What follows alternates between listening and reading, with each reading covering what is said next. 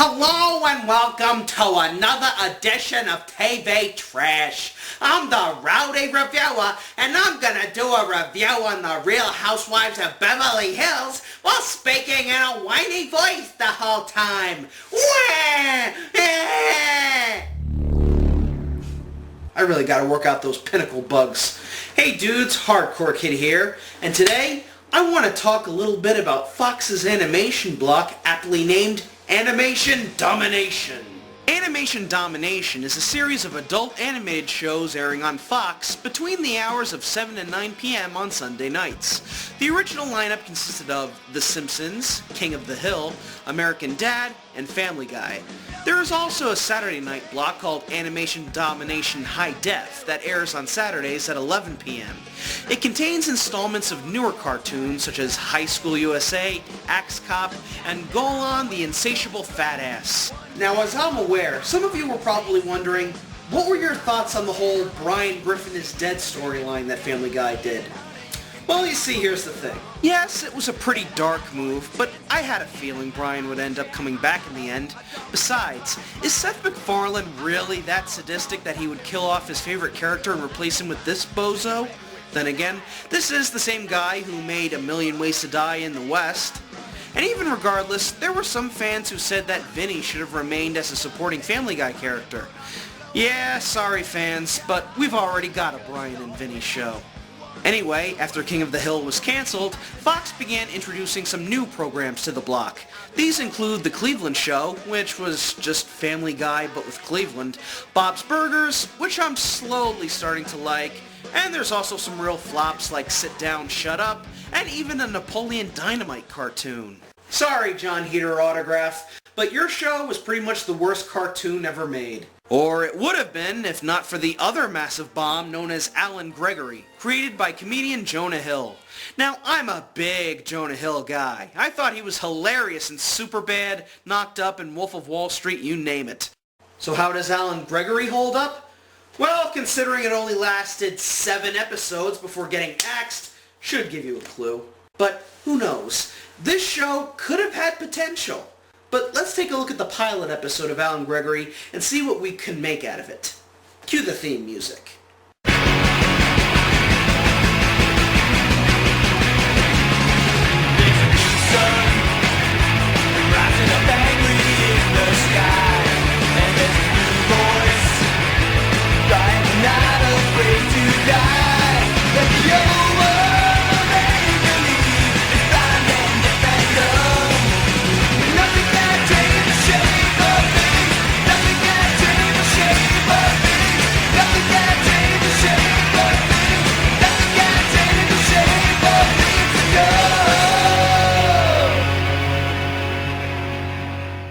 After a totally uninspiring 20-second opening, I meant the show's opening, not mine, our story begins at a dinner party where we're introduced to Richard de Longpre, voiced by French Stewart, and his life partner, Jeremy, voiced by Nat Faxon.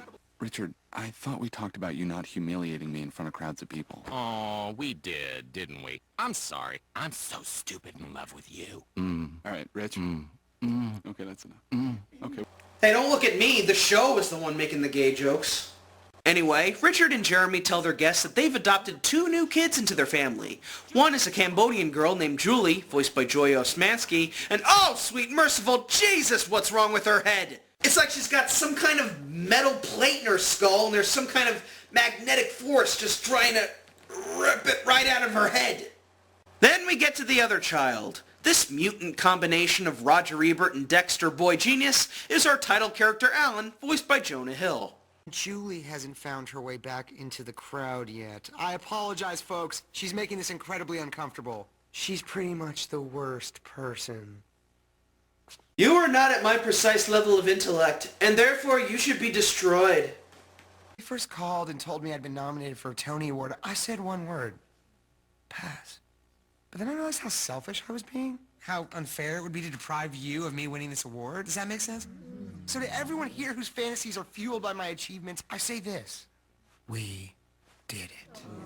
Well, I did it. Let's not go completely nuts. You did absolutely nothing. But how about this? You were there to see me do it. People need to know whether or not their main character is funny. Well, I am not funny. I deserve the bashing I am going to get. So with characters out of the way, let's get to the plot. The story is that Jeremy has to get a job, and he will no longer be able to homeschool Alan. Therefore, the little cretin will now have to attend elementary school. Ugh, really putting a damper on the old Tony nod. Yeah, about that Tony nomination. Yeah, apparently they don't nominate plays that are staged in our living room. Not over. Fighting them tooth and nail on it. So this party was all... Yeah, we thought if there was a crowd around, you wouldn't freak out. Yeah. Well... you thought wrong, my man.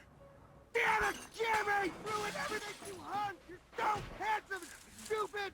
Ah! He might not have won a Tony, but I'm sure he'll be a big hit at the next Razzies. But the problem isn't that Jeremy needs to go back to his job, it's that Richard is forcing him to go back to his job. Why? Whether we have money problems or we don't, we'll get through it together. Well, that makes me feel like we do. Because if we didn't, there wouldn't be anything to get through.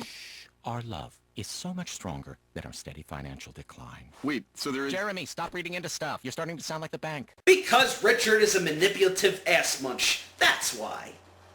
Hey, Dad. Do you think the kids at school will like me? I mean, not that I care, Jeremy. Oh, of course they will. You are a bright, shining star. They're gonna love you. Thanks, Dad. And thanks, Jeremy. You're welcome. For screwing up my entire life. You didn't let me finish. Please don't ever interrupt me again. So we have all just seen Alan insult people, throw temper tantrums, and immortalize himself as a pseudo-intellectual, and now we're supposed to feel sympathetic for him? How the hell do we expect to care for this runt? In fact, how are we supposed to care about any of these people? Richard is an overbearing nutcase who continuously throws Jeremy under the bus. Alan is giving Jeremy shit for laying off homeschooling, and Jeremy won't even stand up for himself. This is the worst character introduction in TV history. Now let's talk about Julie. Believe it or not, she's the most likable character on the show, and that isn't even saying much. Her character represents humanity, i.e., a person who knows they're taking part in a below-average production, but you still have to try and live with it whatever way you can. I'm in a dark place, and I'm taking it out on you guys. Well, what's up? Talk to us. He starts school today, and everyone's gonna kiss his pretentious little ass. Ugh, I'm gonna vomit all over myself. I'm not sure that would make you feel any better, but... It wouldn't, Val. It wouldn't. Well, then why would you do it? And even if you can't deal with dumb characters like these, you can always star in the next Anne Heche sitcom. Anyway, Alan tries to make his big first impression in class. Unsurprisingly, it doesn't go well. You must be our new student, Alan DeLongpre. Ah, wow. Okay, how about it's Alan Gregory and go ahead and only address me as that from now on? Thanks so much. Okay. I'm sorry, I didn't catch your name. It's Miss Winthrop. We're on court, sweetheart. What's your first name? Gina, but you should never call me... Gina, can I see you in the hallway for a second? Look, here's what's currently happening. You're being difficult, and I see this whole situation running a lot smoother if you choose to cooperate. Alan Gregory, I am your teacher, and I need you to respect that. Oh, no, I totally will respect that. If you can respect that we are on the same exact level authority-wise. Okay, that is absolutely not the case. Great, I'll see you back in there. Also, I wouldn't lose my mind if you decided to chew a stick of gum. Thanks for understanding the sitch, Gina. You're a China doll. Really, Jonah Hill? You're not going to give your character any sort of wit or supply him with any funny or perhaps any risque lines? I know it's a Fox show, so you can't say fuck, shit, and all those other dirty words, but you can still try and push the envelope along somehow. I mean, what's even the joke here? The teacher didn't get Alan's name right? At least have a punchline to the joke instead of slapping the floor like a wet mop. Because that's a made-up, dumb, fucking fairy tale name, you fuck!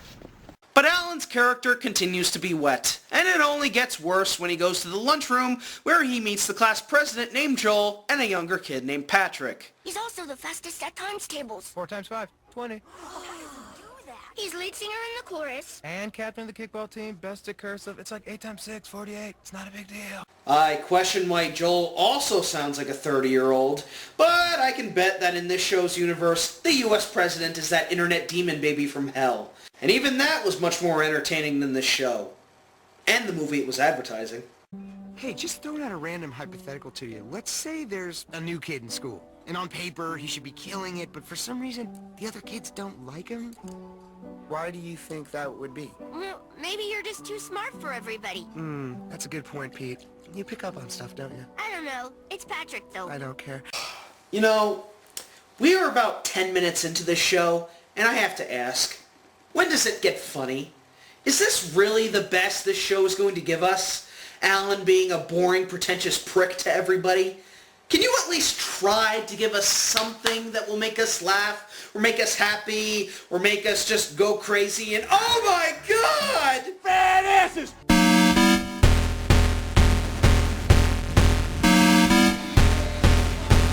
No! No!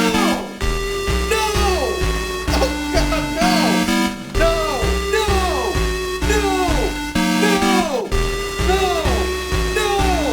Badasses! Why? Why would they put this on their show? Who the hell wants to look at old, fat, back, ass, woman ass? Just why? Alan Gregory. Alan Gregory. Alan Gregory. Yeah, sorry. I just never had my breath taken away from me like that before. So, yes, Alan has a crush on the school principal. He tries to hit on her, but she rejects him. We're not in love. There's absolutely nothing between us. There's a desk between us. Okay. Pencils, papers. What's that? That looks like stool softener? That's... Alan Gregory, be quiet!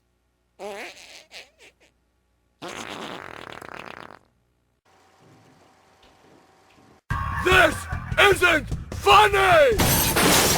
After being rejected, Alan runs home crying, dragging his dirty, crapped briefs behind him. Again, how are we supposed to care? There is nothing to like about him. He cancels people out, drinks alcohol in school, and is horny for a 60-year-old fat woman. It just reeks of blech.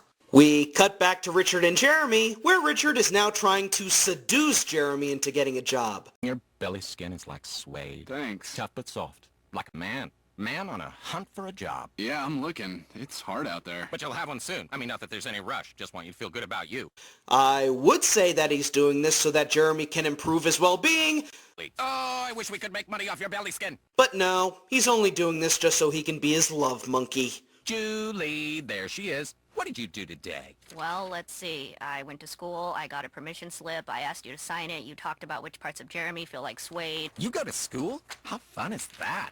No wonder Julie is always so down on herself. She was adopted by two men who can't get along and has a brother who hates her guts. So she talks to Alan and tries to coax him into going back to school by saying that he's the most talked about kid in school. In reality, she's only doing this so that she doesn't look like the biggest loser in school. But what if people find out that he's her brother? Wouldn't that just damage her reputation even further? You should have thought about that before, Missy. After all, you've got the brains for it. So Alan goes to the gym where we're introduced to who I guess is supposed to be his guardian angel named Coltrane, voiced by Keith David. Damn it, Keith David, you're an awesome actor with an awesome voice. Why do you always have to be in so many shitty productions? He's like the Afro Malcolm McDowell. Have you ever not fit in? Yeah. Let me drop something on you. Back in L.A., they came to me and asked, what do you think of David Boreanaz for Vogue? They came to you for that. I was shocked, too, considering my sordid history with the Sisters Deschanel. I was like, Boreanaz? I didn't see it. But I was the only one, and I felt that isolation. So I took myself off the project. You walked away. I ran, AJ. I ran.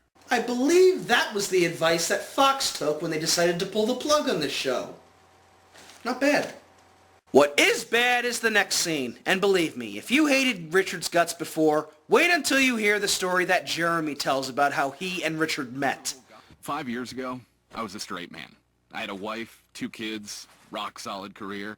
I was happier than I had ever been. And then one day, I had a meeting with a potential client. He was an older gay man, and we had a connection. A strictly platonic one, given my lifelong heterosexuality. But he wouldn't take no for an answer. He persisted. He followed me everywhere, gave me flowers, gifts. He believed deep within his heart that we were destined to be together. And you started to believe it too? The point is, Alan Gregory, that all the obstacles, me being straight as an arrow, my wife and kids, the restraining orders, they were irrelevant. In the end, he got what he wanted. If you want those kids to accept you, You just gotta convince them that they want that too. So let me get this straight.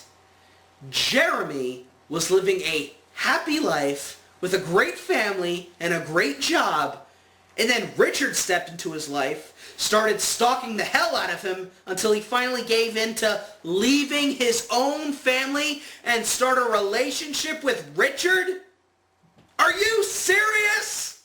No, I'm sorry, but this is ridiculous. How can you choose this asshole over your own family? You don't have a job, Richard treats you like his bitch, Alan treats you like his bitch, and Julie doesn't want any part of it. You are a miserable, miserable man. And you know how this could have been avoided? If you had just filed a restraining order against him to keep him away from you, and you could have lived a perfectly normal and happy life with your family. But no, you just let Richard take advantage of you, and now you're living a miserable, miserable life with a really crappy family. Congratulations. Congratulations, Fox. This show sucked. And yes, I know there's only 5 minutes left, but I'm not finishing it. There isn't even any point to finishing it, because all that happens is Alan goes back to school, the superintendent gets blamed for the farting, and that's it. What the hell kind of pilot episode was this? There was not one funny joke in this episode. None. Modern Family's Mitchell and Cameron, these two are not. Richard is an overbearing douchebag, Jeremy is a goddamn suck-up who destroyed his own life, Alan is a pseudo-intellectual Gary Stu, and Julie is just there. Like she's the Meg Griffin of the show. Only there as a verbal punching bag. In fact, speaking of Family Guy, this show actually had the temerity to release a promo comparing Alan's character to that of Stewie. You know what? Am I trying to murder my parents in every episode? Am I bent on world domination? Am I wearing a diaper right now holding a ray gun? Oh, I'm not? Okay, so that's the dumbest question I've ever heard. This is over. I'm out.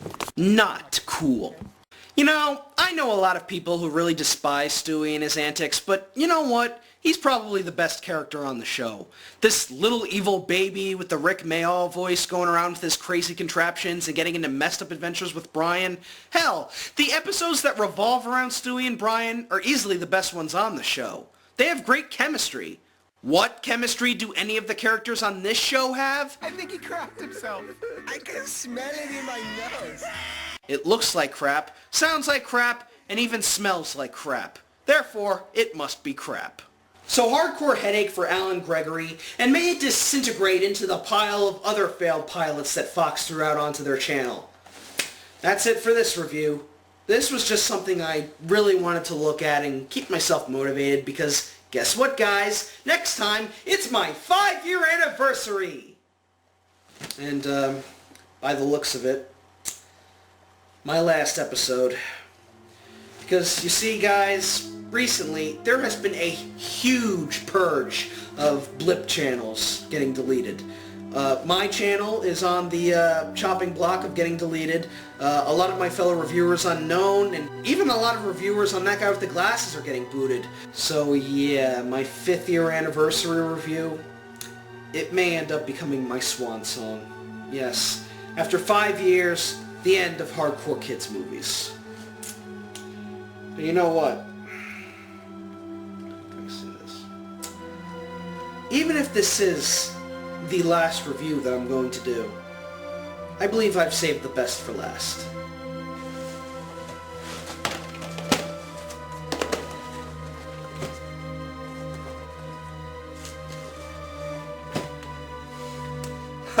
Oh, yes. Yes, ladies and gentlemen, dudes and dudettes, my next review is going to be Black Lagoon, Roberta's Blood Trail.